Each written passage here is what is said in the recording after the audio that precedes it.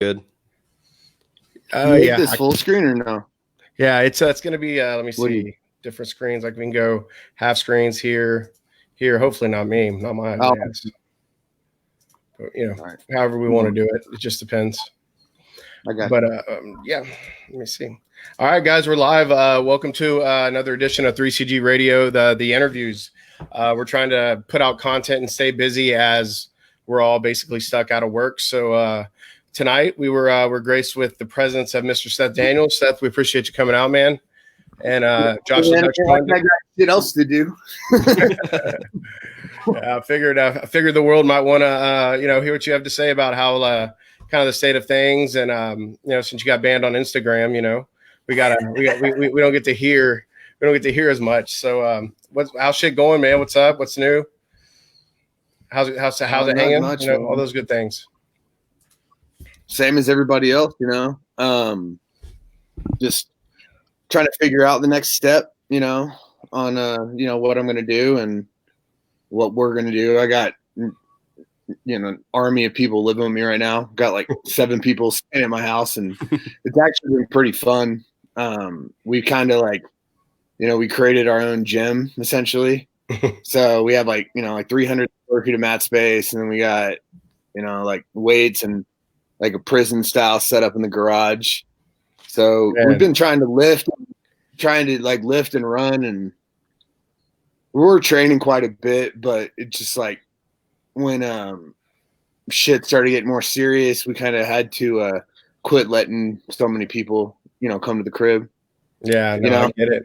So we're training once in a while, but it's like it's the same, it's just like there's 4 of us that train or 5 of us that train. It just kind of gets old. So just kind of focusing more on trying to get gigantic and stuff and getting purge ready.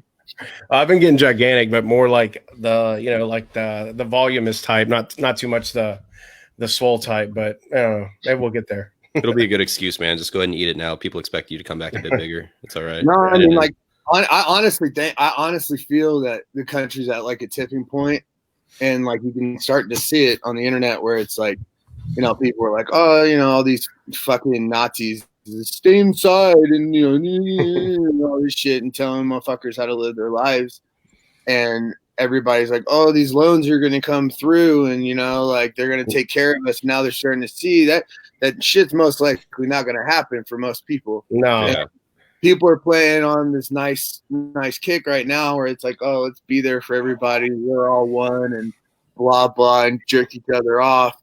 But pretty soon, it's like when shit turns dark, we're going to see the truth in people, Mm-hmm. No and doubt. so like we're strapped up for it, because if it comes down to it, it's going to be me or them. It's going to be me. Yeah, man. So it's basically, well, that's the mentality I have for it. So it's just like, all right, well, like if shit gets super bad and it's like time to purge, well, motherfucker, we're ready. Like we're strapped up, we're fucking trained up, we're fed, we're ready to go. So this is what we train for. I'm not fucking kidding right now. Like this is honestly what I believe. I believe that society is going to turn soon if things don't change and these loans don't get fed and people start going out of business and they don't have money and they start getting hungry. It's all going to go downhill. All this shit, man. And luckily we're all trained up, so it's like, you got to be ready. And if this is what all this training led to for our whole lives, to get ready to defend ourselves, then or be aggressive, that's what's going to happen if things don't change soon, so yeah, it's like going to boot camp and then getting shipped off to war. It's like you guys have been doing jiu-jitsu 10 plus years now. It's like, okay, well, we might actually have to use this shit now, like actually in the streets, maybe the self-defense. So I don't know, I'm with you on it, man. Like I was on the whole, it's gonna ruin society. We had a lot of people on our team giving us some advice about it, where it's gonna doomsday scenarios. We got to be responsible. We want to be on the right side of history. And now it's like the more like each week something's changing. Like you're seeing now people are kind of turning against and being more anti-government because, like you said, the SBA loans aren't coming out like they're supposed to. People aren't getting their little stimulus checks and just people are starting to, realize that a lot of the stuff that was being said is bullshit. And the stuff the doctors was saying was so flawed the data that they were using, they didn't even have, you know, basic data points. Like, how are you going to tell me how infected or how fucked up an area is if you're not even testing everybody, if you can't even get a test unless you're in the hospital already? So it just didn't really, it doesn't make any sense. Well, that's not even, I mean, I'm obviously, I ain't no doctor, no shit, you know, but it's just like, oh, kind of, I am a professor. But, you know, about the same amount of time to get that, man. Yeah, I mean, that's Missy smoking weed in the background. Hey, Missy. We do a lot. But so basically, the way I look at it is all the Chinese numbers are fake, right? So if all the Chinese numbers are fake and everything's based on a curve that's based on fake numbers, then we don't really know what the fuck we're doing. But I don't know, man. I feel like within, if shit's not back to normal, not even back to normal, back to whatever the new normal is going to be by June 1st, then motherfuckers are going to start looting and rioting, and, you know. So I just want to make sure that we're ready for it. How far out have you guys canceled so far? I mean, have you even gotten to a point where you're like, all right, maybe I'm going to start having to cancel August, September, October? Like, are you guys basically wiped out? I have events booked out through September, but the chances that any of them are going to, I don't know if any of us are going to come back. To be honest with you, I don't know if I think our industry, the event industry, is done. That's my opinion, unless a cure comes out. Okay, so unless some type of cure comes out or something happens to where the government is going to lift the amount of people that we can have in a space. Exactly. I'm talking about just jiu-jitsu. I'm talking about concerts. I'm talking about everything. And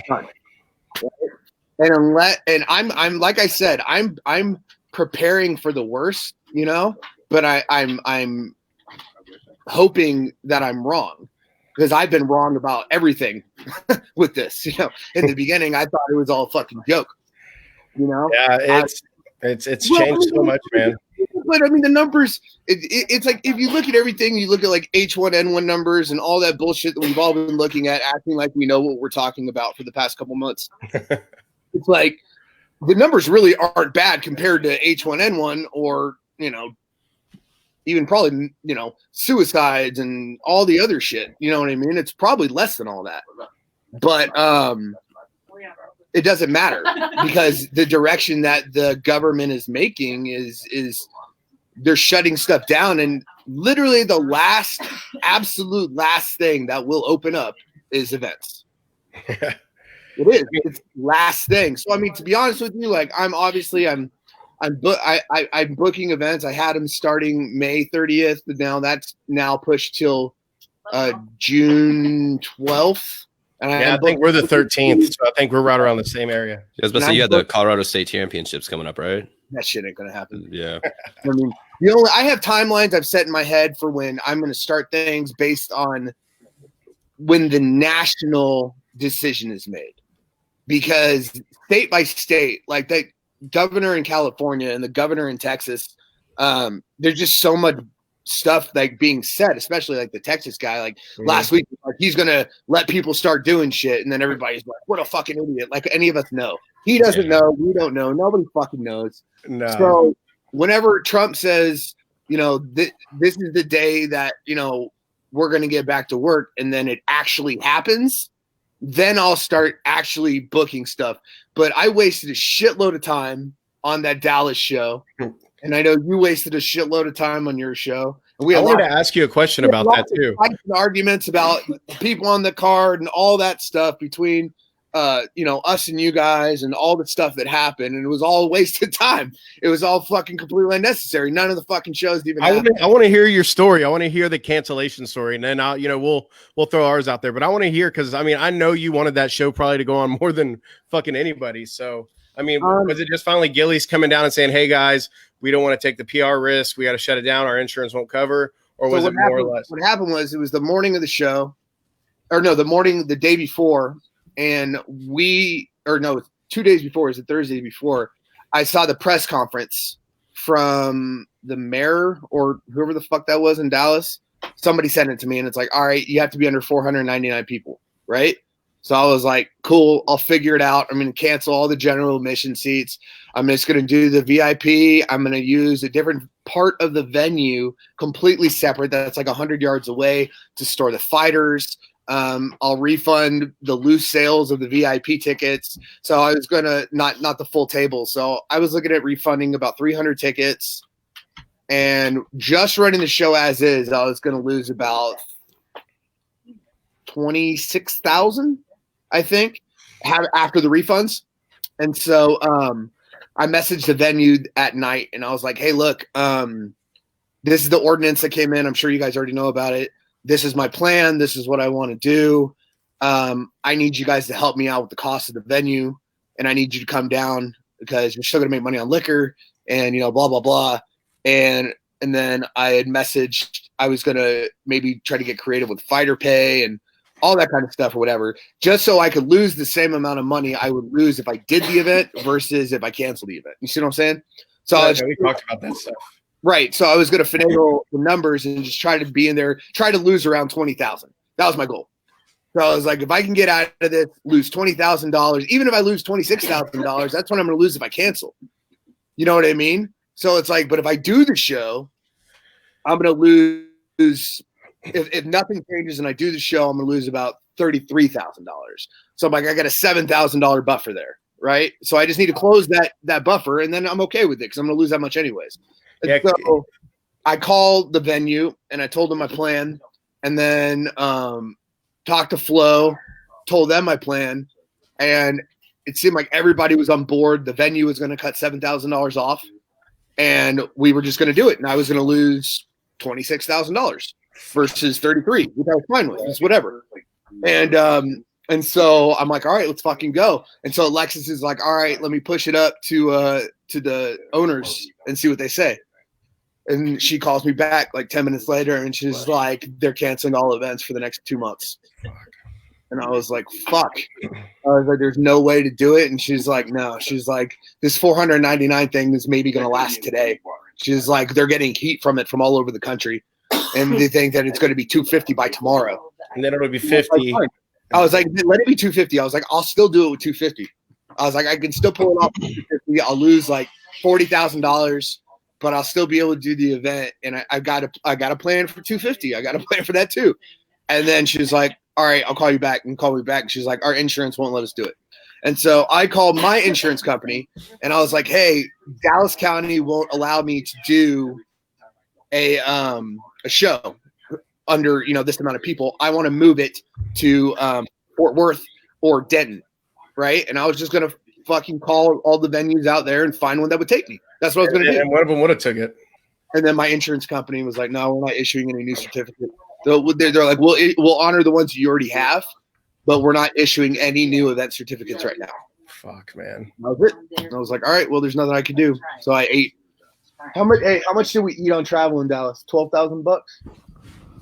Yeah. Just in travel, just in non-reimbursable travel. 12,000. See, I'm over here crying and complaining that we lost like 14 or 15K in reimbursements on travel, and like you guys are over here. It's ridiculous. It's a different level. So like you guys had your full production in there. You had everything. You had everybody loaded in there. The fighters flown in, and then it was just like half my staff was there. Fighters were on flights. I had Gianni, Vinicius, Lovato was already there. All of Wagner, all those guys, everybody was there. We flew them out 2 days early because they all wanted to be out there 2 days early. So we're like, all right, whatever. So we flew them out, and then it is what it is. I don't get upset about that kind of shit. I don't. The big stuff doesn't bother me. It's little things. It's like little things bother me. It's like an event gets canceled, you lose $25,000. If you did everything you could, you fucking move on. Little fucking rinky-dink shit along the way, like, a fighter not sending in a song the night before. Like, that's the kind of shit that gets on my nerves. Yeah. You know what I mean? Yeah. Big major shit like that. It's just like, it is what it is. And that's kind of where I'm at now with where the status is everything. I don't think any of us are going to get out of it. I don't think any of us will be back in business. I was talking to somebody, and so the spectator list thing, like, I don't know if you look at, I know you don't watch a lot of other people's shit, but like the Shugyo thing, those guys did like a no time limit, sub only type tournament. Josh, you know more about that than I do, but What do you Sug? think about All right. I mean, let's be fair. Let's think about Be this. clear that you call it Sug, not Shug. Don't disrespect my hero's name by calling the company. that? I got you. Let's be fair. I don't think any of us are under any illusion that show made money. You know, they put it out there for free on YouTube. So, I mean, if you want to throw away money to have fights and shit like that, then go ahead, do it in a gym with no people. But unless you have a big guy, like some backer that just wants to throw money to see fights, then it's not fucking sustainable. Yeah, I mainly just thought it was a cool concept. They definitely didn't make any money off that. It was super cool, though. Yeah. It's a cool. It's not a matter of even making money. It's not even a matter of that right now. That's not the point. Okay, so my point with why it doesn't make sense for a fight to win. Obviously, I could get a warehouse. I have warehouses I could use here in Denver, and I could set up on my production, and I could go, WWE style and set up an entire arena. I could do exactly what they're doing. The problem is nobody's training. So Exactly. who are you going to use? Who's like the 4 people in my city that are training right now, like all live in my house. Like, so, I mean, there's pockets of people out there, but it's not the same thing. And if I can't put on like a party like that, like, dude, I don't know, man. It's not the same. I'm not interested in doing closed events. It's just not my bag, dude. I just can't, without the people there. That's like the whole thing for me. It's like throwing the party. Exactly. Like, the whole party for 10 fucking people. There's not even fucking 10 people allowed in a building. It would just, I have more than that on my staff alone. Like, we have fucking 14 of us. Yeah. So what do I do? It just didn't make any sense. And there's no money to be made in it. So like you said, you do WWE and you fucking are on USA Network and WrestleMania and all that shit. And you're sitting on millions of dollars production. And your television contract is worth billions. You can do whatever the fuck you want. Dana could have pulled that shit off. Well, because he has the ESPN backer, like he's backed by ESPN. They're behind that paywall. It doesn't matter if he sells 100 pay-per-views or 100,000. He's going to get the same amount of money. Yeah, so it's not really an issue for them to put out content. But that you also got to remember, Dana's a fucking employee, so it's not the same bag as you can't compare. We can't compare us. We can't compare promoters to the WWE or the UFC or even Bellator. We haven't earned that. We haven't earned the right to do that. Not at all. But at the same point, the business model just doesn't carry over. I mean, if they get to 250, if we can get to 250, even 100 people, I could possibly see trying to work something out somehow. But I mean, you're just dealing with fighters and coaches at that point. It's just, I don't know. I'm not even worried about it right now. Like, jiu-jitsu is like getting back to doing jiu-jitsu and promoting jiu-jitsu is like so low on my list of things I give a fuck about right now. So it's like, I'm not really worried. I have kidney disease. And if I get this thing, I'm probably fucked, whatever. My body won't break down the fucking shit when it gets to my fucking kidneys to be able to pee it out and stuff like that. So whatever. So I die, my kids get $4 million in life insurance. I still win, right? So I don't fucking care if I wind up getting it. But, I have kids, I have roommates, I have other people that I care about in the community that, I have a good friend of mine, the nurse that gave me a anti-inflammatory shot, cortisone shot in my foot like 9 days ago, I think. And she's fucking like doing terrible right now, And so it's like, I'm like fucking wait, guys. Today's my 14th day, so I'm good with that. But it's like, I don't know. I didn't take this shit seriously, and I'm still mildly not taking it seriously, other than the fact of what it's done to my business and the economy. And I feel like we just have to adjust to what it's going to be. And I don't really know what the future is for me and my team or any of us. I don't know what's going to happen in the gyms. I think, and I'm not trying to be like Mr. Negativity, Mr. Doom and Gloom. I'm trying to it's like where my mind is with the whole thing. No, I like because honestly, I mean, you're right. A lot of the people like us, though, a lot of us, the gym owners, the athletes, the promoters, outside of fucking cul-de-sac, none of us are fucking geniuses and business experts by any stretch of the imagination. We work really fucking hard, and we do it because we're addicted to doing it. We're addicted to putting on the events, and we love doing it. You It's know, like at a the fucking end of drug. the day, It's like a drug. When make a you lot of make money. a good match, Of course it's a fucking drug. yeah, And why do you think we fucking do it so much? Why do you think we fight over it's a fucking fucking fighters? drug. Why do you It's think we fucking fight about mainline everything? that shit. That's what it is. It is a fucking drug. Promoting is a drug. Fucking 100%. making money is a drug. Fucking selling shit is a drug. That's what it is. That's what all of it is. And so they take it away. It's hard not to just dive right into depression and dive right into your vices. You know, Well, it's not whether- even just the event. Like our lives, like were around jujitsu. It saved my life. I was a 300+ pound drug addict. Fucking 2 DWIs. Couldn't do fucking half a shit. Before jujitsu. I'm still a piece of shit a little bit, but you know what? I dropped 100 pounds. I got my life together. Got married, and then they just take it away from you. I mean, I've structured my life and basically saved my life through jujitsu, and then all of a sudden it's gone. It's like, I don't want to call you out, but there ain't no way you were only 200 pounds, motherfucker. No. Right now, 200? No, I'm like 250 right now. But I got down to 200. 200 I think I might actually be the lightest guy here. You're raw, bro. Hey, I'm keeping it real. I'm not even close to 200 pounds. But no, I got down to about 200, 205 for a tournament once, and then that was it. That's all I needed. Prove it to that's all myself. the promoter body, dude. You should see the photos of me when I started this company in like 2000, and even when I started Fight to Win Pro in 2000. I've seen some photos. You were fucking tiny, dude. I looked so much younger. I was so much healthier. But the road fucks with you, and the fucking, the money fucks with you, bitches and everything, man. The drugs fuck with you the worst. When you're on the road, it's the fucking drug. It's drugs, the long hours that you just put a show on, the adrenaline's running, you want to party, you want to drink, you want to stay up, and you're like, fuck, I got to be at the next city. Fuck, I don't want to do that. I want to fucking sleep. I want to do shit. That's what I wanted to do. Fight to Win 1 through 10, 11 through 140. I want to get my shit done and fucking go to bed and wake up and get back in my bed. That's all I do in my off time is fucking sleep, because the next day I got 3 fucking kids. Daddy, fucking making pizza and shit. I got one, dude, and I don't know how you guys do it with multiple kids. Like, I want to shoot myself in the head sometimes. But we just had sex more than once. It wasn't that hard. Yeah. She let me in there twice, and it was a dangerous 2 times. Yeah. So I wanted to get it. 100%. So, No, but I mean, seriously, like it's.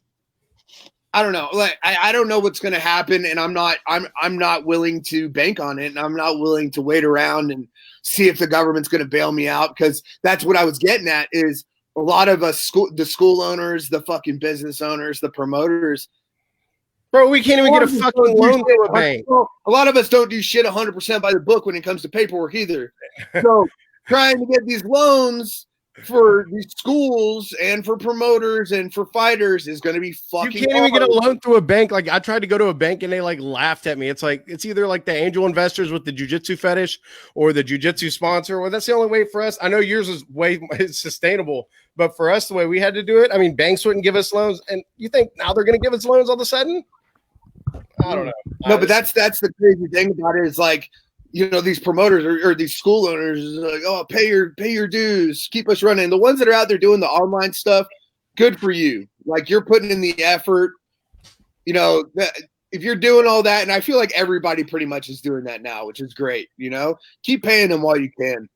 But a lot of them, when it's going to come down to it, it's going to be like, submit your fucking Schedule C's and submit your this and submit your that, and you're just like, what the fuck? I pay everybody in weed and acai. What am I gonna fucking do? And so it's just like, I think now it's gonna be the strongest are gonna survive. Like someone like Draculina, for instance. The motherfucker knows what he's doing. He ain't gonna have any problem. He ain't gonna have a problem getting through this. He ain't gonna have a problem fucking afterwards. Tom DeBlas isn't gonna have a problem. Now Drax out there teaching, dude, every day these fucking online classes. But for every top school you have in each market, you've got 100 schools trying to be that top school, and the last 50 of those schools are fucking done. They're gone, right? So now is the trick. Okay, are there people going to just stick through it and go, you know what, I'm going to go somewhere else, or I'm just going to fucking quit? Tom DeBlas had a really good post today about he's doing the online thing and he's seeing families training that didn't necessarily train. That's and really he cool. said that, once the schools open up again, that he's going to see more family influx, which is great. And I think that's something that everybody should push, because they're not charging you anymore for you to do 3 to 4 people on your Zoom or whatever the fuck people are using in order to train. So why not? Why not have your kids try it? Why not? Why not fucking buy a gi? Hit up Rev Gear, hit up whoever your sponsors are, hit up, your school and buy their clothes and have your kids start training because they got nothing else to do. My kids are training with us every single day in the gym. And then I only let Gabriel do jiu-jitsu. But Carter's like in there every day hitting weights, and we're doing everything we can, trying to do something active. And because they're like, the online school is a fucking joke. I'm not talking about martial arts school. I'm talking about the public school. I'm not fucking homeschooling my children. Fuck that. Yeah, no, absolutely not. The end of fucking thing. I'm not ending my fucking things teaching my kids some shit in fucking 6th grade geometry that I don't fucking know myself. I'm not taking 2 hours to fucking learn on YouTube how to fucking find the circumference of fucking something. I don't fucking care. So the school thing's been really fucked up, man. Like my daughter, kindergarten stuff, it's like just like sight words and this. I'm like, I'm not a fucking teacher. Like all the I mean, I'll try. Like with my little kid, it's like, but I mean, a lot of that. I'm in 2 co-parenting situations because I'm a terrible husband. So I'm in a situation where I have exes that are very intelligent and very good with schoolwork. So I lucked out. So that's, and then my roommates like Joel and Missy and Ed have been helping my kids. So I'm just like, I'm not fucking doing it. I'll read 30 minutes with the little guy, but it's like, I'm not fucking spending my last days fucking doing that shit, man. My wife is if my kids can finish all my 7th and 6th grader are finishing all of their stuff for the week in one day. Yep. Getting hundreds on everything. So what does that tell you about the school system as it is in place? Yeah, that's the problem. They're trying to cater to the lowest common denominator. Nobody was prepared for this. The school, the government, nobody. One day.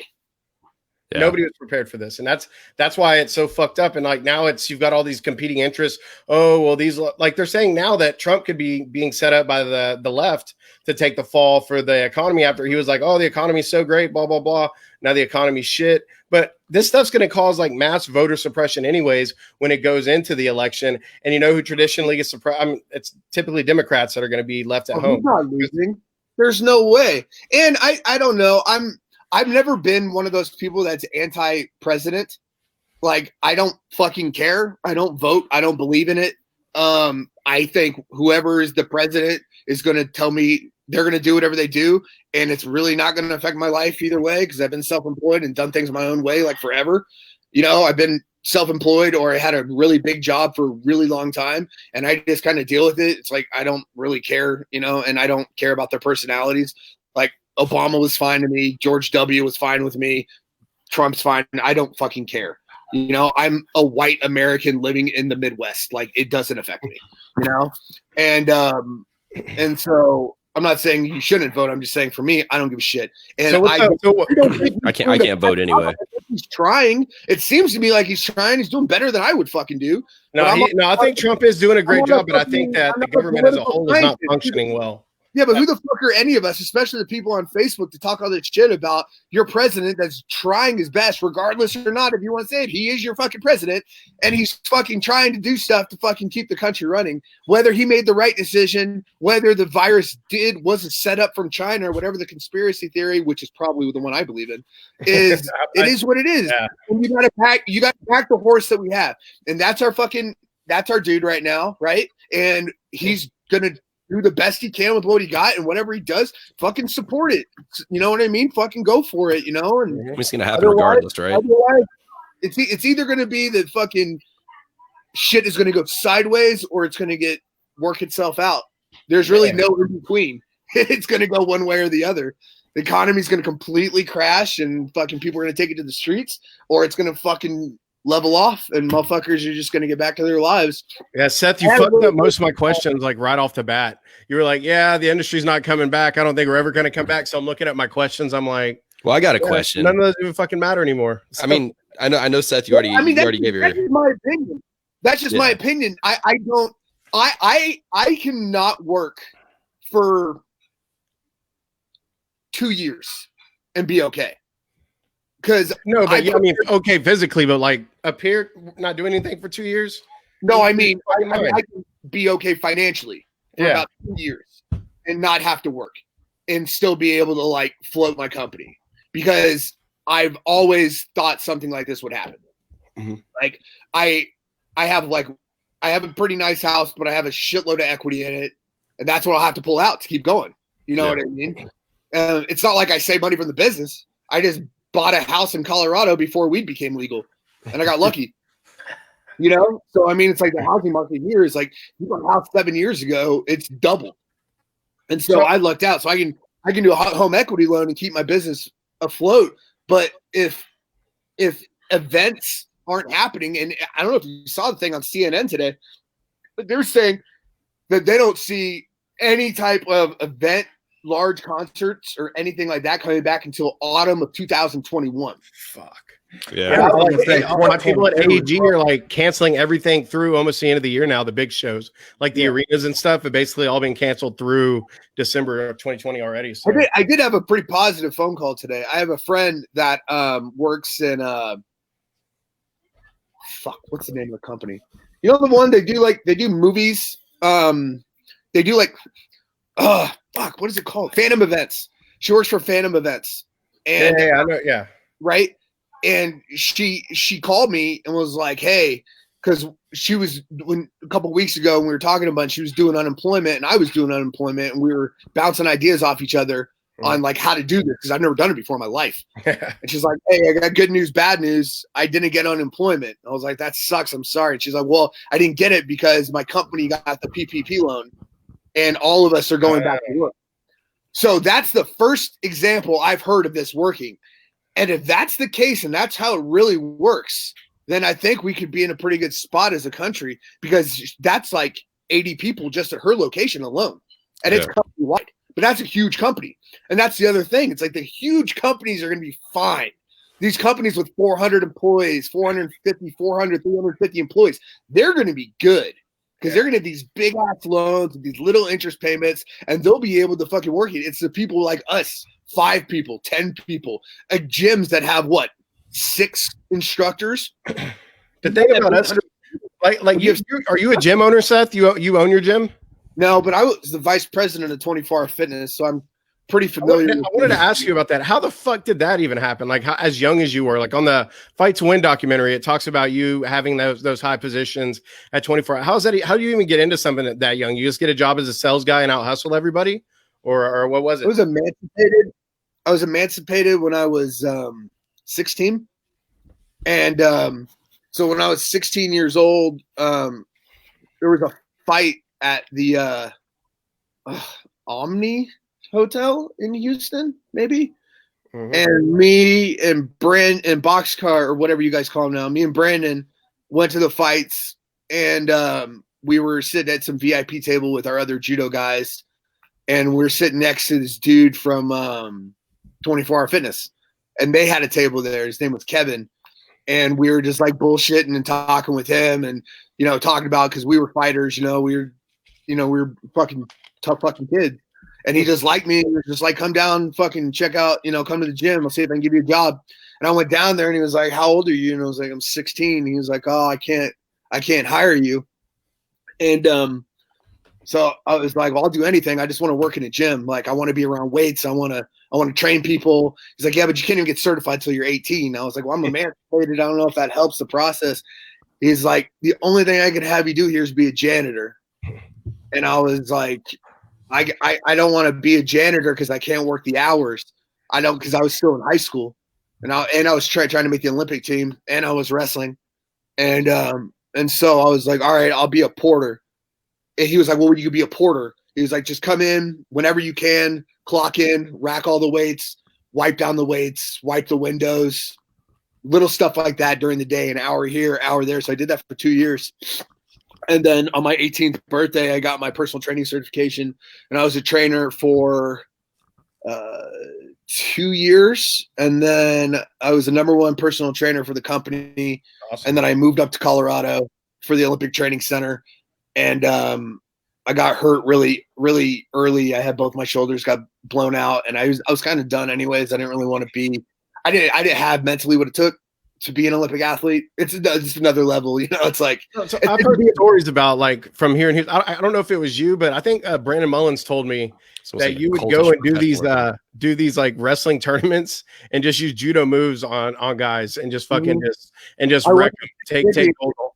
Well, Brandon taught me how to wrestle. Brandon, Incredible Brandon. teacher. So Brandon was my training partner in high school. So when I was 16, he was 19, I believe, or 18. And I don't remember why he was home. I think for college. I don't remember. I don't know how old Brandon is, but I would go in wrestling matches and all I would do is try to do judo throws. And he helped me bridge the gap between how to be a straight wrestler and how to be straight judo and how to make it work. Yeah, he's brilliant. And yeah, basically my junior year, all I did was learn how to wrestle. That was it. Like in my wrestling matches, I didn't do any judo because at the beginning I was doing stupid shit. I was trying to do headlocks and uchimatas and drop tsunagis and get my back taken. And I still did pretty good. I was like 31-6 my junior year, and I didn't make it to state. And I got really sick, and that's when my kidneys failed the first time from cutting.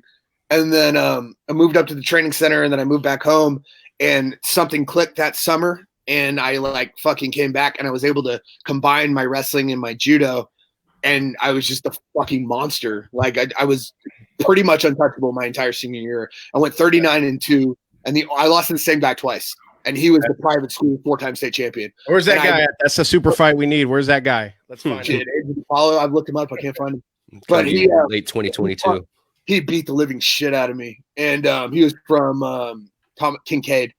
And so he killed me when I fought up a weight class. I lost one of this kid named Zach James in this crazy match, but I did really good. Yeah, Brandon really helped me bridge the gap. But yeah, I was like throwing people drop tsunagi, and back then you were allowed to do triangles to people. So I would triangle motherfuckers while we were wrestling, like inverted topside triangles, and then like roll them and then choke them unconscious, and they would just go out. And then one time I was rolling against Maid Creek, I put this fucking dude out, and his dad jumped me. Like ran on the mat and pushed me off of him, just like what happened recently. And I just started throwing punches and all this crazy shit happened. And like at the end of the day, I was just like, "What the fuck just happened?" You know. But I didn't press charges or anything like what just happened to the other kid. I was like, "Oh, I get it. We're cool." Like I'm jealous the kid has a dad that cared. But so people give you a lot of like anyway, respect. so yeah. A lot of respect, a lot of hype or not a lot of hype. I mean, a lot of earned hype, but for building a lot of like the Houston scene, like you came out from Katy, you did your stuff, you started doing your tournaments in Houston and stuff. Was that really your base of operations? It's like Houston was kind of like where you started and that's where everything just kind of grew from, or how did that whole work like that? No, we were in Denver and we did we started with the first tournament, we got like 88 people. I think half of them were free. Then I did the second tournament, pulled like 264 at the time. That was like the biggest tournament in Colorado history. And then we decided to do a guy in Texas from high school hit me up and was like, "Hey, I want to start this in Texas." And I was like, "Cool." And then like halfway through, I realized he was like pretty useless. And so I took over, and the first one in Texas was in Austin, and we crushed it. Crushed it. We had like 380 competitors. And at the time, that was huge for me, Now, if I didn't turn with 380 people, I'd lose $10,000. But so we did that, and then I did Austin and Dallas and Denver, and I just kind of bounced back and forth between the three. And Brett Boyce was running tournaments in Houston at the time, and it was called the World Grappling Circuit. And then he was also hosting the ADCC regionals, and I really wanted to do events in Houston, but same problem in Texas that there's too many promoters. And I was just like, I had Austin pretty much on lockdown. I was the only real promoter in Austin. Dallas was shared by everybody, by Naga, New Breed, me. This is before AGF because Brandon Quick and them used to work for me. And so I told Brett I want to come to Houston, and he was like, I want to go to Austin and Dallas. So we just combined our tournament companies, and we started doing Houston, Austin, and Dallas together. And then we did San Antonio and Corpus and a couple other ones. And I was talking to Draculino about it, and he was saying that a lot of your early tournaments and stuff that you did in Houston were like foundational for a lot of his guys early on. Huge, dude. They had like 800 people in them. And then the market, but that's what happens in any industry. It's like you're onto something, you do something good, and then everybody thinks that they can do it just as good, and then they pop up and try it, and then they fail. You saw Houston it's fucking trash when it comes to the tournament scene nowadays. Man, like these guys, none of them run on time. None of them. You can ask Carlino and Brandon Quick, right? They probably run. I would say they probably run the best tournament in Texas, right? Maybe one of the better local tournaments in the United States of people that travel. And it's what do you think grappling industries under IBJJF, or do you think where do you think those guys falling at grappling industries in terms of like a size and like what they're trying to do? Nobody. Well, first of all, when it comes to like if you're rating like what tournaments are the tournaments, like nobody even comes close to IBJJF for tournaments. It's not even comparison. That's like trying to compare us to the UFC. Well, I'm saying like who's under them? Like when it comes to tournaments, like who's coming up in the game? Who's bringing the most people consistently? Who's putting out the most volume? Who do you think's making the most money out there? I mean, is it a Guzzi and those guys, or is it the AGF guys, or is it the Naga guys out there doing their model? I mean, who's making the money out there? Outside of IBJJF, like maybe SJJF in California, nobody else is really making shit anymore. Like Naga's numbers are half of what they used to be. I mean, they're still probably pulling 20 grand a tournament or so, maybe, but no, those fucking grappling industry guys aren't making dick either. I mean, they pull like 300 people per tournament. Like that's the thing. That's what people don't understand. If you do a tournament right, if you do something right, if you do a pro show right, if you do an MMA show right, it's not cheap. It's fucking expensive, right?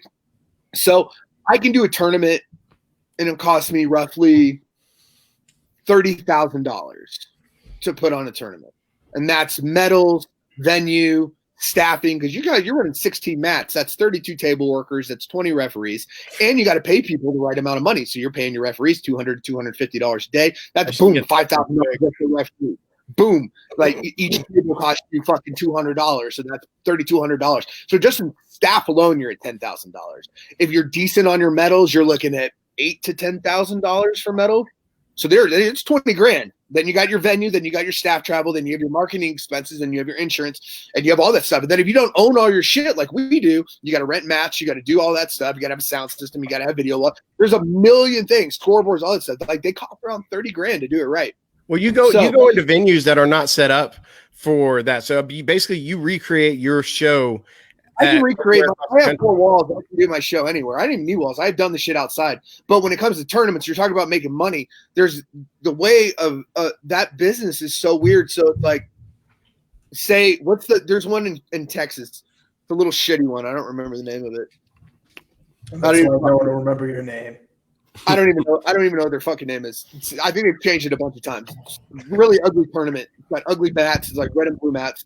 Anyways, the red and blue, and yeah, it's the grappling. It's the Grand Prix grappling or whatever. No, that guy's cool. That guy's cool. Battleground grappling. Honestly, I don't know what it's called, but it's ugly. So, anyways, they can do a tournament and they can pull 200 people and make money because they spend nothing, right? And they go out of it thinking they had a success because they made a couple $1,000. But in actuality, they're hurting the sport. Because it divides the amount of people. Like I always notice that grappling industries are the same day as somebody else. And so you divide your amount of people that would do one tournament, and they're like, "Oh, why the fuck do they do that? Like on the same fucking day in the same city? It makes no grappling sense. Industries they're on tour, so yeah. David could do a better job, and me and him have actually had conversations about this. He could do a better job of respecting the top people in each market and making sure that the dates aren't conflicting, and me and him have had those conversations, but it takes balls to go out there and speak to your competitors like that. Like me and him had that uncomfortable conversation. Me and you had that uncomfortable conversation. Me and Eric Garcia have had that uncomfortable conversation where it's like, this is when I want to come. When are you coming? And if you're able to work with each other and keep the space between each tournament proper, you can grow the market together, and the biggest tournaments will still be able to survive and do well. But like we got into it when I asked you about like the try, because with Eric's event, and then there was that other event coming up, and then I'm throwing my events, and you already know how bad it is with guys selling tickets. So these guys are competing on all 3 of these different cards. I had to put something out there that said, if you're going to compete for us, you can't compete anywhere else for 4 weeks prior to that event. Because why are you going to split your ticket sales between 2 events, your attention between 2 events? One of our events on Flow Grappling, you're going to get to fight with all these big names. I just don't understand the mindset of some of these athletes. Do they just not get it, or do they just don't care? I mean, it still boggles. They don't care about you. They don't give a shit about you. They care about you. Everybody has their own mindset. I did that before you did. I did that years ago. That was like in the beginning of Fight to Win. It was like you can't compete in any other show. It was either, I think it was 3 weeks before the event and 2 weeks after the event. Yeah, it's the music clause. It's the standard music thing. That's where I brought it from. I had that same thing, and I got a lot of shit for it in the beginning too. And then I just quit doing it. And then I just started paying attention. I'm like, all right, I'm going to Chicago, for instance. I started the shows in Chicago like I did in most cities in the United States. And there's a million crappy events that happen in Chicago now, right? The last time I went to Chicago, there was an event every week, a pro event that happened every week there 4 weeks before mine, right? And so when I fucking go out there, I look at the other people's fight cards, and when they're on my roster and they're on that show, if they chose to do that show, then I'll just highlight them a certain color, and I will only use them if I absolutely have to. But that's what I do. I don't even bother putting out there like, you can't do that show, you can't do this show, because I don't care, honestly. If a show's coming to town and you're like, I'm going to do every show, I don't give a shit, that's you, right? Go for it. Do whatever you want. If you're going to show me loyalty and you're going to be like, no, I'll wait for Fight to Win, I'm not asking you to do that, but I'm paying attention if you do. Yeah, I don't go out there and demand loyalty, but there are guys out there that are like, yeah, I'm going to fight for your show. I'm going to do this. Or if Fight to Win's around, I'm going to fight for them.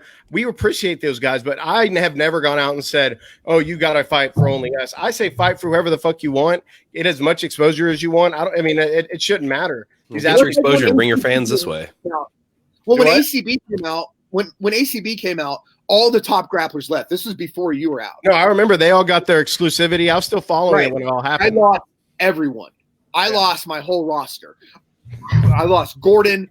I lost Gary. I don't know if I lost Gary, actually. I lost Gordon. I lost Hinger. I lost Edwin. Penna was signed over there. All my champions left, right? And they were like, are you cool with this? I'm like, go get your money, dude. I don't fucking care. Like, I'll be here when you come back, when they go out of business. What happened? You know what I mean? They came back, but I didn't hold any resentment. People got to make their money. You know, they got to get paid. They got to do what they got to do. And you just got to hope that the hardest thing for me is that the fans understand the difference to each event they're buying tickets for. Because if I go to buy a ticket to an event that is on the ground, on turf, with one row of seating around it, and they're charging $50 a seat, and there's some stupid ass sumo match on there, or something dumb and ridiculous. Do you like that, Josh? And there's something fucking ridiculous and stupid. As a customer, the next time someone says to me, hey, I have a professional jiu-jitsu event that I'm competing in, I don't know the difference. If I'm training in the gym, if I'm training at your gym, I know the difference between Third Coast Grappling and Fight to Win. Not saying that there's a massive difference, but there's a difference, right? If Shitbox Show 97 pops up, I might not know that difference as a consumer. And that's still, even if you're like, all right, well, 70% of our customers come from within the gyms. There's still 30% of motherfuckers out there. So if you're selling 1,000 tickets, 300 of them are just friends and family from outside of the gym. And you want to capture them too. It's important to capture them. That's the goal. You're trying to get them to join. That's how we grow the sport. Exactly. You're trying to put on a show so that they have a good time and that they want to start doing it. That's what I've been. That's the whole purpose of what we're doing. But if they go and it's some stupid ass show like Substars was, and then they're just like, I'm not going to go to the next one. And that's why, like, Miami, I was super nervous about Miami going back there, because I was just like, fuck, I got a bad feeling the fighters are going to be nervous to be on the show at all. And after what happened, and the fans, it's going to be tough, because how are they not going to know that I'm the one that fucked them over? That I'm not the one that fucked them over. They don't fucking, fans don't get that. The new thing is people who are involved with Substars are like scattering like rats and trying to distance themselves from it. So it's like nobody wants to take responsibility. Josh is like, I just did the pay-per-view, but everybody was involved with that guy, pushing him along, pushing the inflated fighter salaries and pushing him into, I mean, yeah, ultimately you got to make your own decision, but you got to surround yourself by the right people. And there's no fucking reason why you took a 5,000 capacity venue. I had to show up 2 weeks before the event and sweat my balls off in a rented, what's it called? He got it on Super Bowl weekend. He got a giant fucking football helmet, put Rumble Johnson in there and Curtis Blades, and made them sweat their balls off and talk for an hour. Right there, I was just like, oh, this guy's going to fucking lose his ass. Dude, he had some great ideas and concepts, but Hold on, I'm gonna go inside. It's like 20 degrees out here. So actually, I have a question for you, Seth. I know we'd already talked about kind of your thoughts on where this is going to go after the whole coronavirus thing. Get a beer while y'all do this. You should. You know, you were saying earlier that like, you know, we're kind of on this whole promoter kick, everybody being nice to each other and everybody like kind of working hand in hand. Obviously, we're feeling the same. Promoters, I'm talking about the entire world.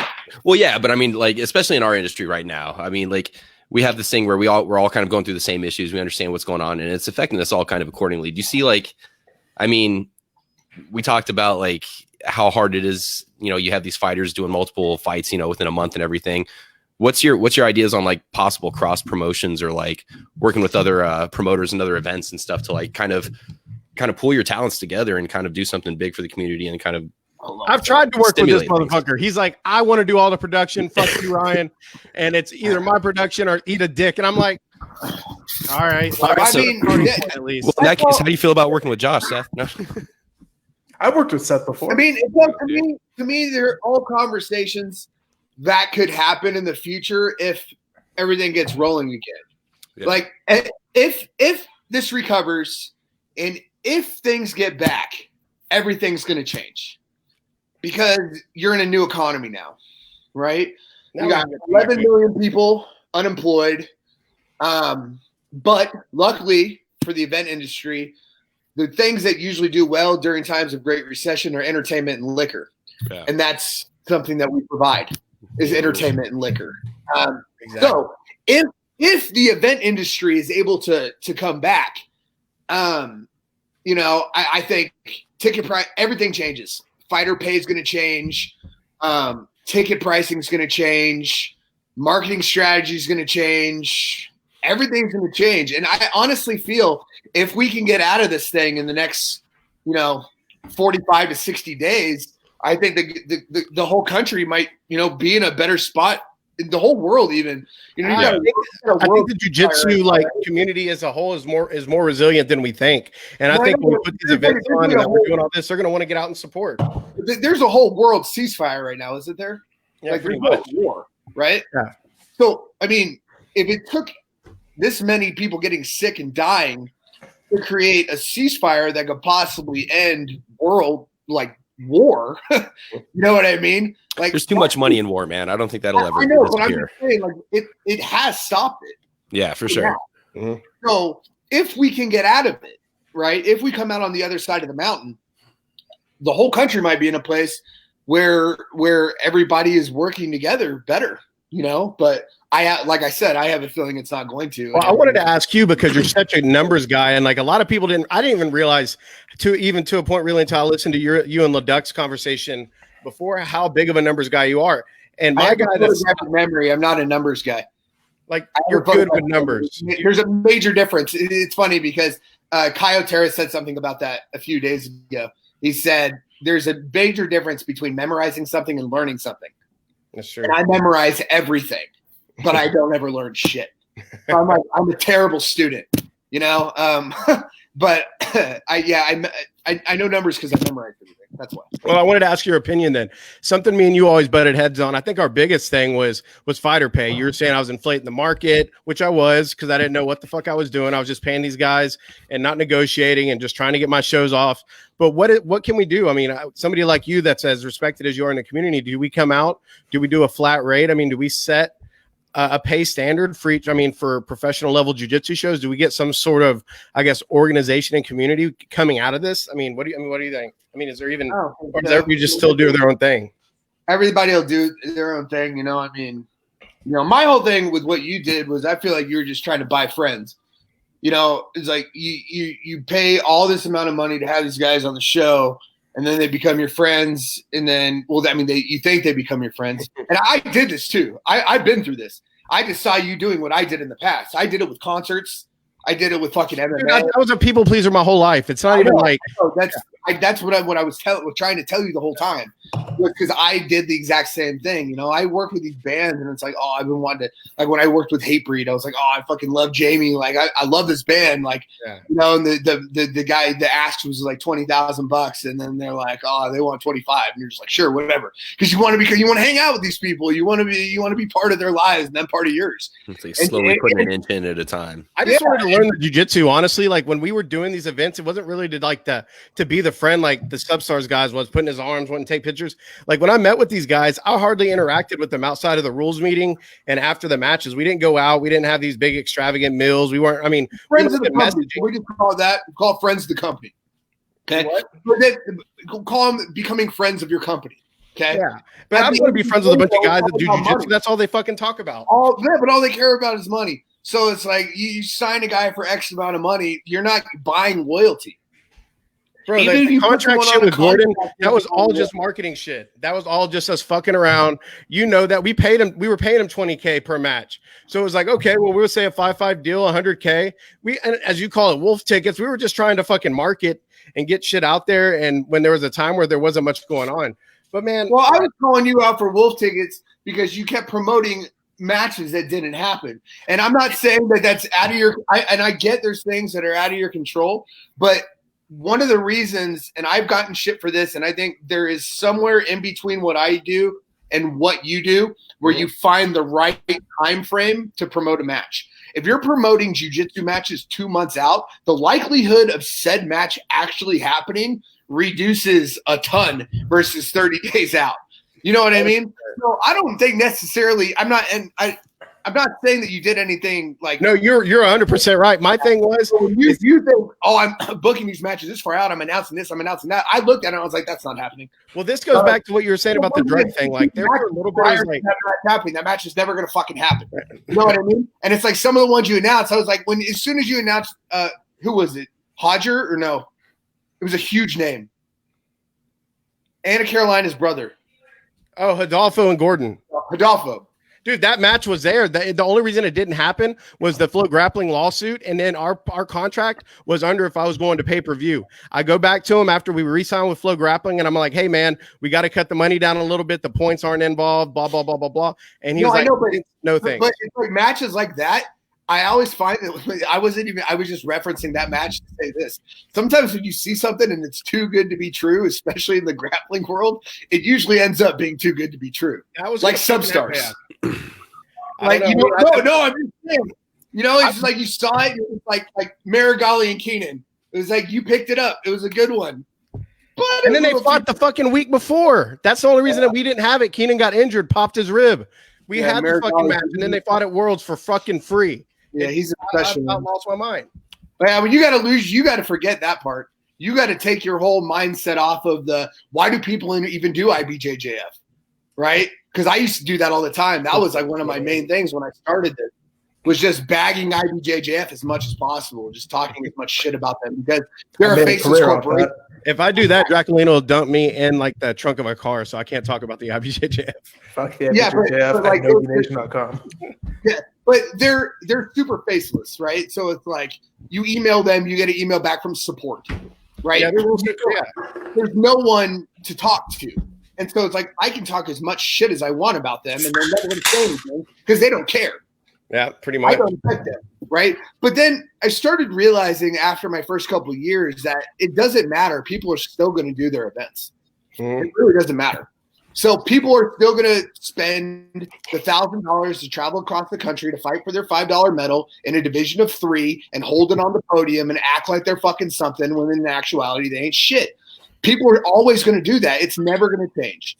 And honestly, it's not bad for the sport at all. You know, I'd rather that they saved their money and stayed home, but who fucking cares?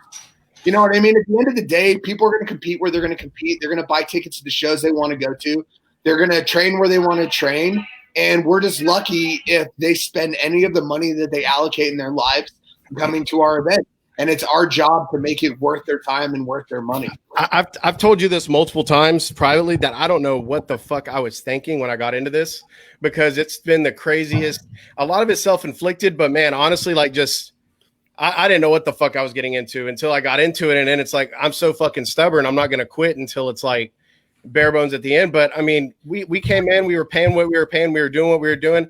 Dude, I really didn't want to be friends with these guys. I just wanted them to be on our show so we could market it so people knew who the fuck we were. And that was how we did it. There was all kinds of fight to win fucking remakes or all these people that were stepping out. There's other shows out there that have done 50 plus professional events and people don't even know who they are. And that's what I'm saying. There's guys that have done hundreds.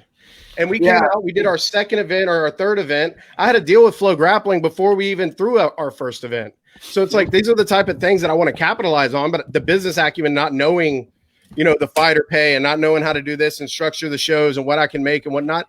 That was just a learning experience. And now we were kind of, it was weird. I don't know, man. We lost a lot of money. One of my guys, my money guys, is up here on the top right, Oliver. You know, he's one of the guys that backs our shows. You know, he's half retarded, but you know, it's not a big deal. He's fully retarded if he's backing your shows, dude. I'll get some of your money.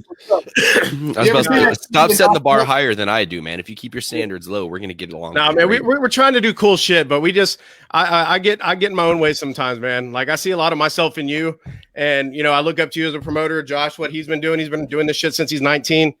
I just want us, you know, coming out on the other side, everybody to be working together as best as they can. If we're even able to throw shows again, you know. So yeah, I mean, like, I honestly, like, I'm not even thinking about like next steps for. I've done a couple of interviews and people ask me like, oh, well, what's next for you? I'm like, paying my fucking mortgage next month, bro. What's next after that? I don't know. Maybe robbing you, motherfucker. I'm gonna do whatever I have to do. You know what I mean? I don't know what's next. You know, I'm just taking it, you know, day by day, week by week, and month by month right now because that's all you can do. You know? Yeah, man. When I saw the Damian Maya thing, I was like, Jesus fucking Christ, dude. Like, oh, when's Damian Maya wants to do a grappling match? I guess he's doing it on Sug. I talked to his manager, and you know how much money they wanted? This was before even they came out with this announcement. Damian? Like $70,000 they wanted Damian Maya to get for a grappling match. You got it, Oliver. Give it to him. What? I'm sure Starlo can find somebody in Florida that'll find him. Bro, I'm a stay-at-home dad with mediocre looks, man. My money only goes so far. I mean, I passed up on a lot of those things. You know, we've had a lot of those situations where people would come in and they want like obscene amounts of money, and I always tell them the same thing. No, Kyle Terra's a good guy, dude. You're just jealous because he's a 10th your size, can beat your ass. It's true. There's guys out there that well, it's more in the MMA world. They would come off of the UFC and they'd be like, oh, I want 10 and 10. Yeah. It's like, motherfucker, you're fighting in a stock show in Denver. Well, it's one of those things. I would love to give you 10 for 10, but like that's just not going to happen. Like, well, my bands are the worst. Bands would be like, we're not taking less than 30 grand. I'm like, oh, that's awesome. No, yeah, like Philippe, like Verdum and those guys, they will not go below like 30K. Like they're like, we're stuck on that. They don't want to do it. They don't want to do the match. Yeah, they give you a price so that you say no. That's why you do that. I'm sure if you offered him $50,000 to fight Gordon, he'll want 70. That's just how it goes. Like that's the sounds like someone we all know. The easiest way to say no to a fight is by jacking up your price and saying the promoter wouldn't pay me what I wanted. Someone down here legit asked about Galvo and him fighting Gordon. I money. You were going to pay him $1 million. No, you were the one that said you were going to pay him like $500,000 or some shit. No, 300K. And he said no. Because he knew you were full of shit. I'm not full of shit. You were full of shit. You were an escrow account, bro. No. You mean business? No. Get an escrow account, bro. That would have been one that had to be in a fucking escrow account. That was a fucking point over there. So easy to work with, dude. People have the weirdest thoughts of some of the people out there that think that they're so difficult to work with. And I like talking to him. He's always been cool. Tough. You just got to know how to talk to certain people. I have some people I work really well with, and some people I don't. Me and John Danaher have this weird kind of communication with us that it's very strange. And I always feel like he hates me, but I think he might like me. Like I think he hates everyone that's not a fucking. Yeah, I know. I can't read him. you know, and some people you can read and some people you can't. But I get that all the time. People are like, how do you work with the Autos guys? I'm like, they're all really cool, really easy. They're cool. Like I like them all too. I don't know. Yeah, I don't have any like issues who are with some of the guys that you think are difficult? Who are some of the guys that you think are them. You difficult? already know who I think I'm going to say, and you're going to be like, "Oh, I'm the bad guy whisperer." Herberth, you take care of him like he's a fucking little baby. When I first booked Bill Cooper, me and you were talking. Bill Cooper and fucking Jeff Glover are impossible. Bill was amazing though. Yeah, I'm going to be honest with you. Bill, when he came down for our event, super chill, super accommodating, guy, really cool guy. Like, fucking, yeah. like, But I told Ryan how to deal with him ahead of time. yeah. I told him, I was like, you have to pick him up. You have to make sure he gets to point A to point B. You have to get him his fucking drug. You have to do all this shit. Make sure he gets his 3 beers the night of the fight. Like, there's certain things that you learn about people, and it's just how they are. Like, Jeff likes to drink before he competes. You know what I mean? Like, there's some people have their things, and you learn how to work with them, you know? I like Jeff. Jeff's fucking hilarious, man. He's always been super nice. I met him at ADCC just fucking skateboarding around out front, just fucking chilling with people. Just chilling. Around, smoking a J. Yeah. I didn't even see him there. I didn't see him there. I love that was the first time I met Seth in person. I was like, "Hey, what's up?" And I thought, I'm dead serious. I thought he was gonna deck me right there. I thought like I was really upset. The entire event, it had nothing to do with anybody. I just remember sitting back watching Seth yelling at Hoyler Gracie and Verdum, basically telling him to fucking get the fuck out of here. Like, you can see it. We're sitting in the stands, and it's Seth right here, and you got Hoyler, you got Verdum, you got security in between. I'm like, this shit's about to get fucking. That was nuts, dude. It was very difficult. That wasn't my job. I got to the venue, and security didn't do their job, right? Yeah. And fire marshal is on my ass about spacing, and I'm like, tell security, it's not my fucking problem. And it became my problem, because anything when you run an event, it's one thing I learned after the music industry. In the music industry, if the sound doesn't work and you tell the lighting guy, like, hey man, the fucking sound's off, he's like, I'm the fucking lighting guy. Problem. Dude, it's like a union position. They're like, not my job. Right. And so I kind of have that mindset whenever I go into stuff, and then I am reminded all the time that it is my problem, that everything is the problem. No, that's the thing. We've come across that a lot. Go in and just own your shit. Yeah. And handle it yourself than it is to put it on somebody else and hope for them to figure it out. So, because I mean, I was really stressed out, and I took on more than I probably should have at that time for that event. And I was so nervous on making it the perfect event. And every little thing was so important to me, because it was like my fucking, like, you know, it was like it was Mo's vision, and it was my, like, me putting together his vision. It was your work. It was in my mind. I was like, everything had to be perfect. So it was so important. I got a question for you, kind of talking about that. Yeah. Like, so, I mean, obviously, I mean, you started this, you have your like, I mean, your vision, for lack of word, better word. When you come in with these other investors who try to like help promote and help, cover the cost of fights and cover the, the purses of some of these fighters and everything, how does that influence the way you run your event? I mean, obviously you want to run it the best you can. You've done what you've done. You've proven yourself. He doesn't fucking do that. I mean, have you gotten to that point to where people come in and had to do that for you? I don't do that. That's a smart move, man. And I wish, like, Oliver knows, like, we went down that road with a business partner early on, and it literally almost destroyed the business. So now, I mean, our last 3 events we won on, but after that, it's now it's like everything went away, all the momentum, all the bullshit. Then a bunch of drama came out that we're fucking using coronavirus to cancel our events and shit. And I'm like, and me and my team are just like, well, I guess whatever. We've been out trying to raise money. We've been out trying to do a lot of different things, but canceling for Corona definitely wasn't on the list. Yeah, I have to start picking up side jobs again, man. I'm not liking that. Obviously what it looked like. You had to understand that, I mean, you obviously, that by now you should have just canceled the entire show, If but if I would have did that, it would have been even more money things. People would have been like, oh, blah, blah, blah, this, that, and the other. I mean, but in the end, that's what we all wound up doing anyways, right? So It doesn't even matter. All that shit doesn't matter now. None of this shit matters. None of the fucking bullshit in the past matters, right? And that's Issues what I wanted I had to with speak you about was I wanted people none to of it see- matters. It doesn't matter anymore. At the end of this, none of us could be in this industry in a few months. All that matters Right? is make sure that AK doesn't jam while people are running to your fucking house. Hashtag Thug Life, motherfucker. But it's AK's for life.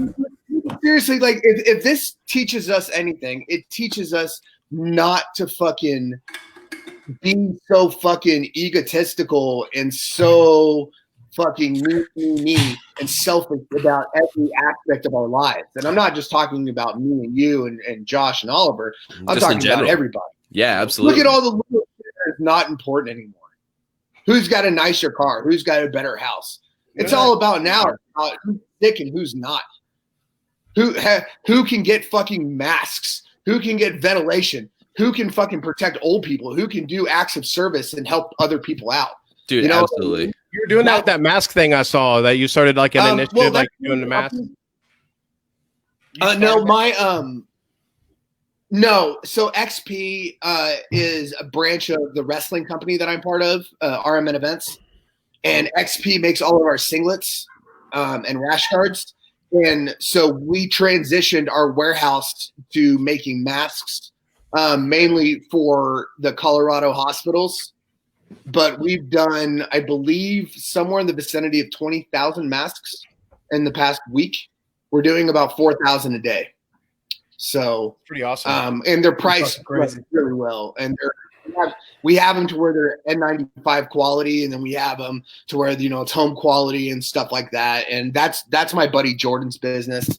And I'm just like, honestly, I put a thing out there and I was like, look, if you have a business that's operating right now, no, I'm serious. I was like, send me your stuff. I'll post it for you. I'll help you out. Because that's all I can do. That's what I'm worth. Mm-hmm. I got 160,000 followers or 140 now. I got kicked off Instagram, which is ridiculous. Well, okay, I'll tell you. You want to know what happened? I'll tell you the true story about why I'm not on Instagram for the next. Here's the lowdown. God damn it. So somebody posted on one of my threads. I had posted something. It was a video that me and Missy made about that we weren't going to be able to do shows anymore in April and March. And he was like, I've been waiting. He wrote, I've been waiting. LOL. I've been waiting for you guys to go out of business. And then I wrote back, me too. So I have more time to fuck your mom. Right. Totally normal Seth response. Yeah. Right. And then he responds something else. And then I took it further and like had a whole story that I made about when I double teamed his mom and his wife, and then like blew a load on his sister's face or something. I took it far. I went far, right? Like I made a whole scenario. It was like a whole fucking thing of like. But they have to appreciate your storytelling prowess. No, it was like the date, the babysitter. Like I just like literally took a solid 20 minutes out of my day to type 3 paragraphs on how I smashed this dude's mom, wife, and sister. And then I posted it. And then he, like a bunch of my friends liked it, and then he reported it. And I contacted Instagram and I was like, hey, this guy said some fucked up shit to me. And they were like, this is like your 7th like complaint about you. The 7th mom you allegedly smashed. But he's really doing it. He's doing like a premium Instagram and like selling his dick, through the hard times. You should just sell writings of people's moms you smashed. But they're not real people, right? So it's like, it's like something happened with your people in Reddit where they were talking shit about Mo and his girl and stuff like that, right? So if you want to talk shit, and I don't know if it was you, if it was your company or somebody from there. No, it was somebody that was working with us out in California. And, we've made it public that an interview we did. He's fired. He's no longer. Oliver knows the guy. We just have a spreadsheet that has passwords to some of our social media. Somebody got a hold of it. Hired me. Was pissed off about the article that got written about us because certain people were sourced and, they went ham at 2 or 3 in the morning. Yeah, but here's how it goes. By 10 or 11 o'clock at night. If you have the ball to talk shit like that about somebody, don't you dare do it behind a fake fucking name. Yeah. Sign your name to that shit. If you're going to talk shit about anybody, you talk shit about it and you own that shit. You say, I said, yes, preach. And I've had to do that. I've had to say stuff even recently and then recant what I said because I made a mistake. I said something stupid. I apologize to you for something, right? And so it's like, but I didn't fucking make up Daniel Seth WF2. I just went out there and fucking said what I said, and people hate you for it, people hate you for it. But don't be that bitch that fucking sits behind the keyboard and is not only a keyboard warrior, but a fake keyboard warrior. That's the worst fucking kind. Gordon has the worst ones. It's fucking insane. Dude, watching his comment section is like the pits of hell. It's well, yeah, but he loves it, and he asks for all of it that he gets, and he deserves all of it. But he doesn't have as many haters as he used to. I like Gordon a lot more when people hated him. Now that people love him, he kind of gets on my nerves because I'm like, fuck you. I liked him before you guys did. I liked him 5 years ago. I liked him when he was 180 pounds. Dude, I saw him at 160 pounds. Yeah, that's what I liked Gordon. I've known him. Hey, I bought him as my friend and took him to the UFC and the Sweet Guys. So I think I got you all beat. There you go. Yeah, there you go. No, I drank beers with him at a fucking Buffalo my money on the table. 19. So why are you that scared? Why are you that scared to talk shit? Like, why? Why even do it if you're just going to make a fake account? You know. That's why I get really. That's why I have a podcast. That's why I'm so open. Is I'm like, if I have something to say to you, I'm going to message you directly, or we're going to talk about it on a podcast, and you're going to come to me. Oliver knows me very well. My partner didn't just have a baby yesterday. He'd be on here. Look, man. There's not much out there that's a secret. If I got something to say to somebody, I'm going to fucking say it. Ryan's vocal, man. There's levels of talking shit, right? So there's levels of it, right? So it's like you do something fucked up, I can call you out on it and say the fucked up thing that you did if I have proof about it, right? Mm-hmm. The next level of talking shit is when you dig into people's like personal lives.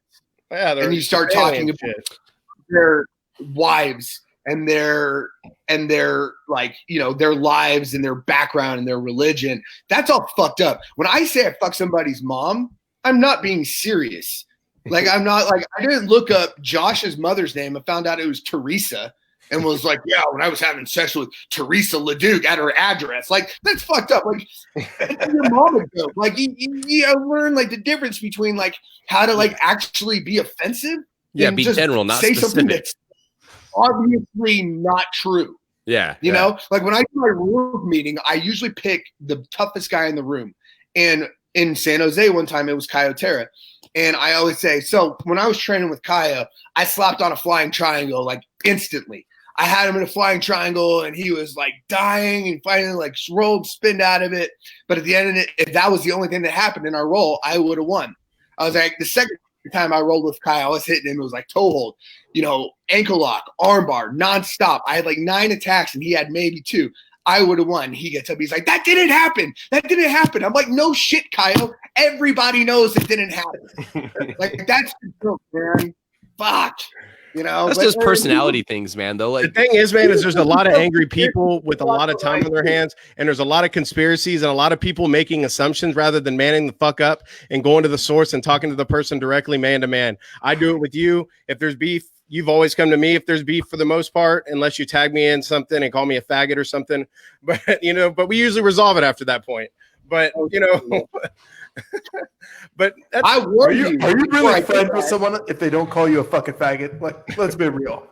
I warned you at least ahead. I told you I'm about to post something and it's really funny, and you're going to take offense to it. I told you before I did it. But that's also kind of like. That's also kind of like I want to get involved in shit so bad, just get in the whole back and forth and the drama. And I used to do that in music. Dude, I don't even post. I barely even post anything anymore because I have nothing to talk about. My life is jiu-jitsu. And so I'm barely doing it now at my house. And when I do it, I get fucking 10 hate messages for fucking training, right? And then, you know, if I post something about my son, he gets fucking 15 tags that he's on steroids like his dad. And then, oh my God. See, anytime Carter posts anything. I post anything about Carter, fucking needles. See, I thought I had people hating me, Seth. I guess I've got a ways to go. Yeah, dude. So I mean, you get shit for it, and so it's just like, you know what, dude, fuck it. You know, I get shit about my failed marriages. I get shit about fucking, you know, the way I talk or fucking my drug history or any of that stuff. So I just like kind of at the point right now where I'm just like, fuck everybody. Like, if the shit goes under, like, you all never fucking hear from my ass again. Well, like, I did a Jiu-Jitsu Times interview yesterday. And I basically told him, I'm like, I've been down, I've been homeless, I've been addicted to fucking drugs, and I've pulled myself out of that to where I'm at now. I was like, there's not much more you can say or do to me that's not going to do any worse than I've already done to myself. So it's like, what are you going to do? You're going to post a Facebook story about me? You're going to call me a faggot? You're going to tell me my business is broke? Congratulations. Most jiu-jitsu businesses are broke. Bro, I'm not trying to flex like I'm not.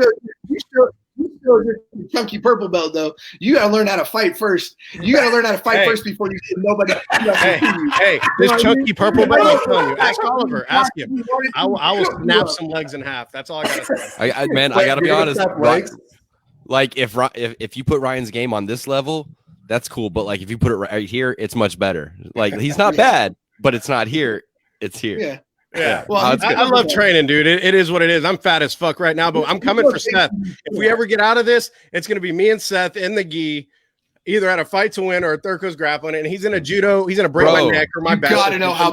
But it'll be big view. Cross promotion. Let's do this. You should definitely get approval from your coaches first. I already told all of them, like, if we did a co-promotion ever in Houston. If we ever did a co-promotion in Houston, I was like, I don't give a fuck. I approve it. I wanted to do it just for the spectacle part of it. I'll take the judo throw and the half. It wouldn't be at that point where it would be like, oh, let's go have an exhibition match. It would be like, I'm going to kill him in front of all of his friends and family.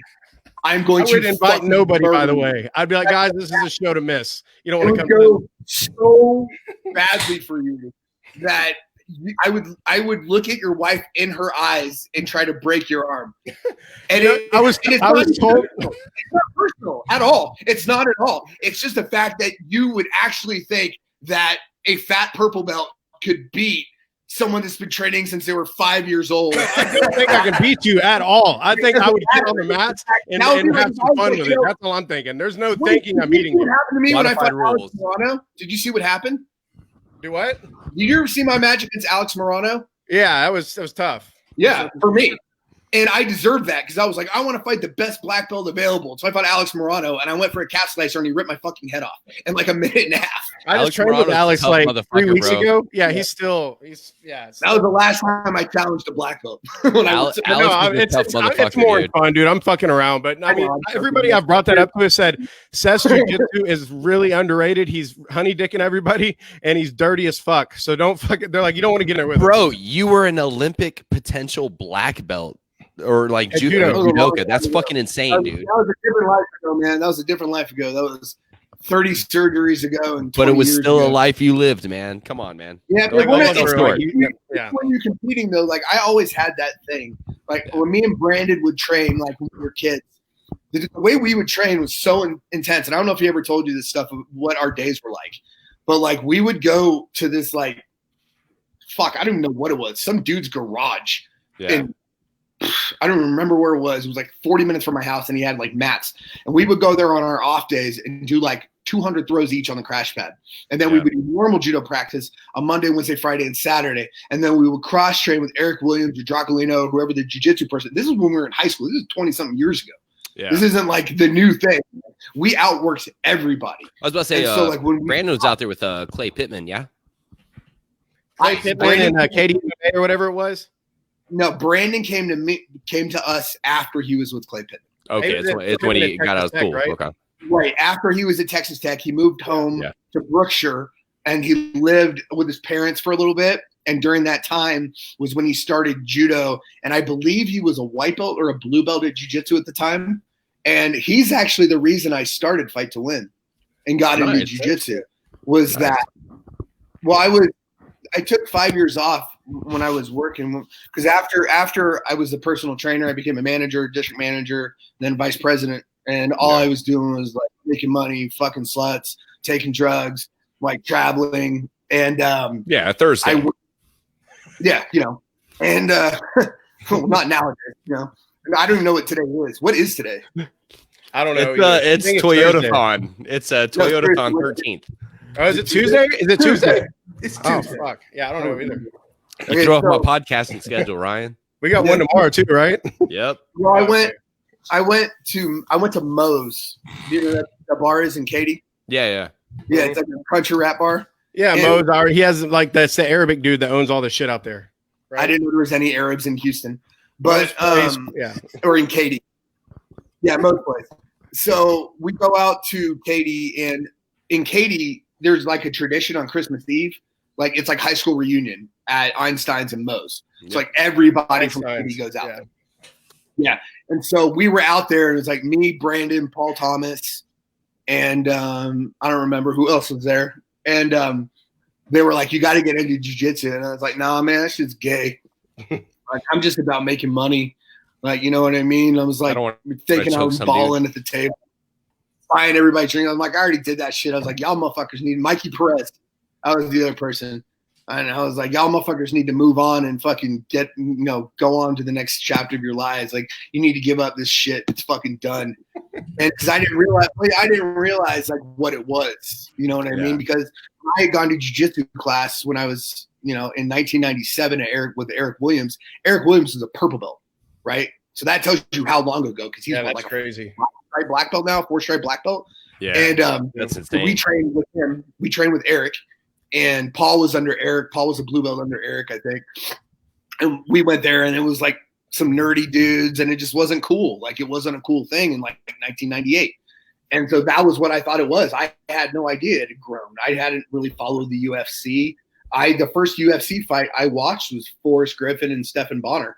I was one of those people that somebody called and was like, hey, dude, that's an amazing fight. They were like, turn on Spike TV. Yeah. I turned it on. I had no idea. I had seen the UFC before because we had a teammate named Christoph Leninger that was from Houston that fought in UFC 3. Yep. And he got ass beat, and me and Paul used to watch the video of it and laugh about it. And so I knew what it was, but I hadn't ever watched it. And so I watched it, and then I went and got tattooed, and my tattoo artist was a purple belt in jiu-jitsu, and they like talked me into coming down because I told them how good I was at judo. And you know how that is when somebody tells you. Now you're saying I need to go get a tattoo to be like you, right? I got my purple belt. I can go get a tattoo, and then I can really be like Seth Daniels. Really embody. Yeah, real talk. That's all that's lacking, right? That's all. Thing that separates me and you is I don't have a neck beard, so you got to work on that. It's not a necessity, dude. My wife can't. No, that's the first thing. The second thing. Do I have a neck beard? You look like a movie star, bro. Like you're already one step ahead of all of us. It just doesn't happen. So anyway. So I go and I start training, but honestly, if Brandon and Paul hadn't talked to me that day, if they just like saw the fakeness in me when I was at the bar, they saw like me buying everybody's drinks and like, I did, trying to pick up my sister's friend from high school that I had a crush on, and like totally not smooth, just like throwing money at the bar, like trying to be that douchebag. So probably a pop collar and size big earrings and shit. I don't fucking know.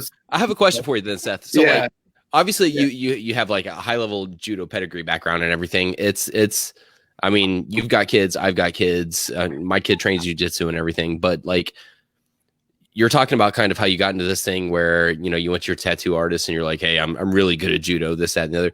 Do you think I don't know if your parents actually pushed you into judo, if they had a background, or like, do you think having this martial arts and this high pedigree of judo in your background brought you into this point where you're like, you know what, I'll try these other martial arts. I have this level that I know I'm at, getting into jiu-jitsu. Do you think it puts you to this point where getting into the school and everything, you didn't want to get into it, but it eventually you saw that there was more to gain from it?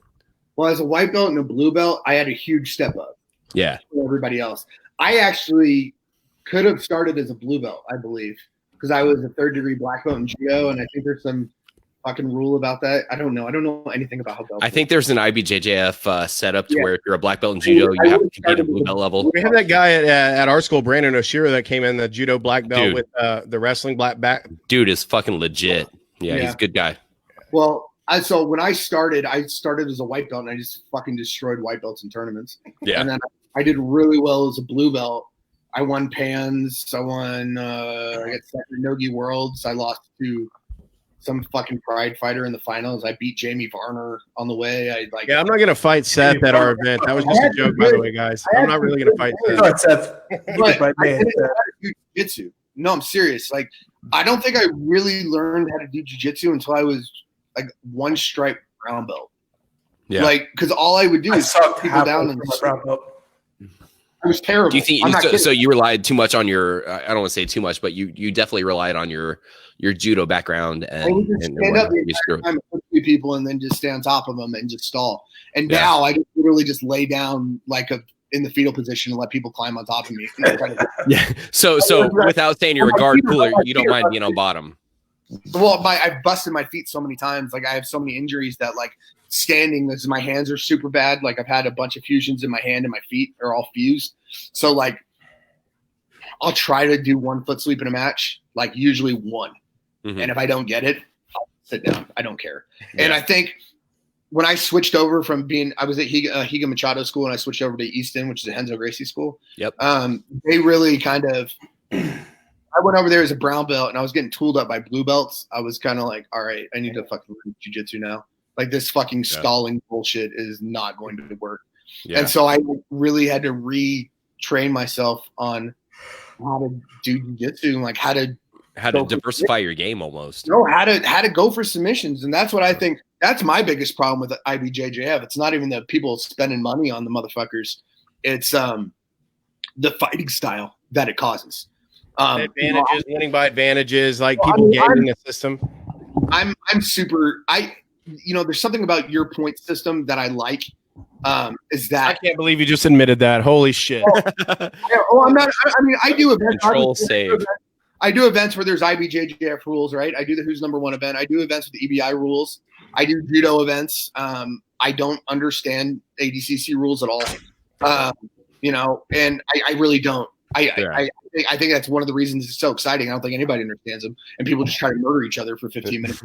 It's the element of surprise that keeps you entertained. No, it's like, I remember I was there watching Gary Tonin and Hanato Canuto, and I was just like, that was a fucked up 6-0. How did two people on opposite ends of the spectrum end up where they are?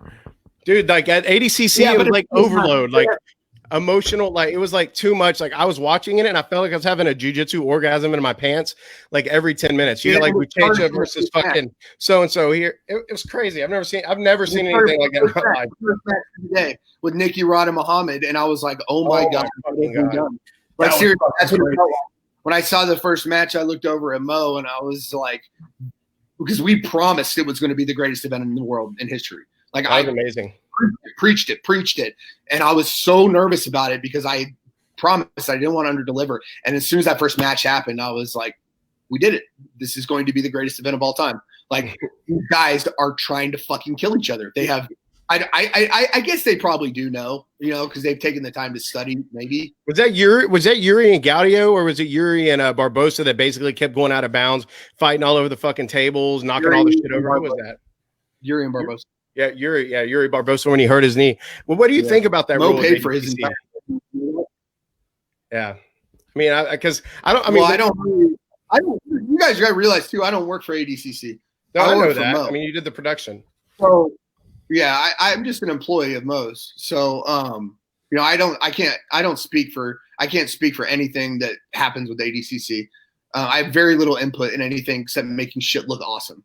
That's like my job, But I can tell you that in 2021, that the mat area is way different. Yeah, and it will no longer be how it was in 2019. No, man, but that was incredible seeing that. The funny thing was, I was talking to a lot of the fight sports guys. Why Nicky Rod just beat. It was right before he fought Muhammad. They were like, "There's no way Muhammad's going to kill this guy. He's going to go on." And then he goes and beats Muhammad. And then we're sitting out there talking. I'm talking to Cyborg and I'm talking to all the other guys. And then he goes out there and wins again. And then he goes out there and beats Orlando. And everybody's like, "What in the fuck just happened?" Like, it was probably seeing it like in old live. I mean, it was. I've never seen that. Guys were so mad. The fight sports guys were so upset, and I honestly, I don't understand the rules, so I thought Cyborg won that match against Nicky Rod because I'm only looking at submissions because that's the only thing I know how to judge. This guy's more aggressive for submissions. Like, I don't understand how the criteria works. And I probably should learn, but I don't want to be a referee. I just like to enjoy it, and I kind of like not knowing what's happening, to be honest with you. But when it came down to Orlando, I went to talk to Orlando afterwards. He was backstage. He was like, fuck, that was awesome. It was just like that look. He was like, he loved it. Like, wasn't upset. Orlando did not care at all about losing. That was one of my favorite. That's one of the coolest. Me and Orlando are super good friends, and I was like, because I check on all of them because I care about these guys. Like, especially some of the ones that were like there that I like had some input on. Like, please give this person a spot. Like, they deserve it. I mean, you help build them up to even get to the point that they're at, just off your shows and stuff like that. So Orlando's never fought for me. I just love him. I think he's fucking hilarious. Like when everybody was posting, like, I'm going to post my steroid test and all this, and Orlando is like, I'm not posting mine because I'm not giving away the secret sauce. Hilarious. He's great. Like, I love him. And no, it's just backstage with him, and he was just like, no, he was just like, I was like, you're all right. He was like, that was amazing. He was like, I live for moments like that. He was like, that was a fucking animal. One of the greatest moments of my life was that match.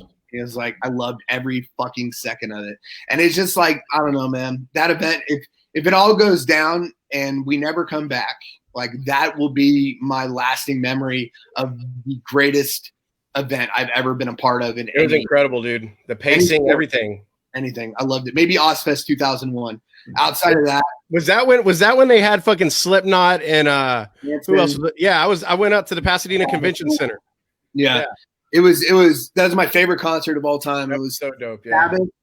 The main stage was Sabbath, Slipknot, Manson, Linkin Park, Papa Roach, Disturbed. Yeah, 100%. Jesus Christ. That was just the last 6 acts. Side stages had Mudvayne, Non-Point, Taproot, Darwin's Waiting Room. And that's when all these guys had those songs out. Like Taproot had Poem out. Like all these guys had those radio songs. So Drowning Pool's last performance before the big guy died. It was literally every new metal band that was out played that show, and it's just like one of those lasting memories for me that I will never forget that concert. Did they do that at Clint's Place in Trees, or did they do that at the Row Club? Was that? Oh, I was in Colorado. We did it at Mile High. Oh, in Colorado, yeah.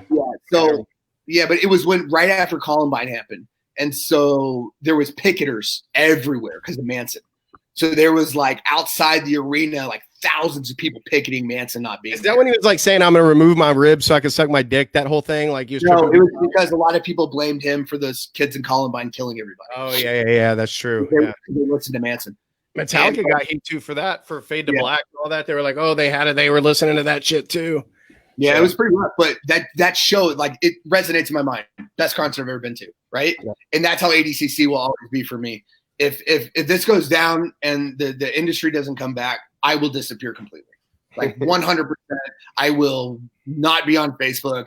I will not be on Instagram. I will fucking go be running a trap house somewhere. What about Tinder? Are you going to be on Tinder at least? Come on, you got to get some pussy.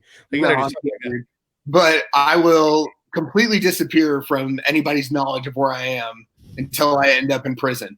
And that's how y'all will know what I've been doing for the past 10 years.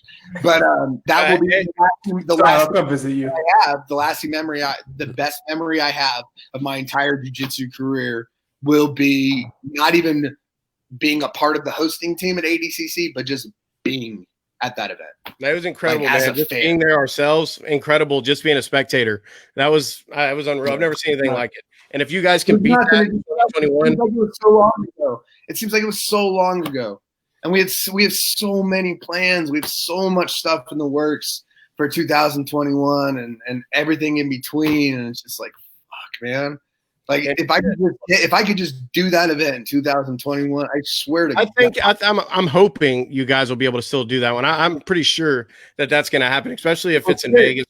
Everybody's saying that events are coming back till autumn 2021.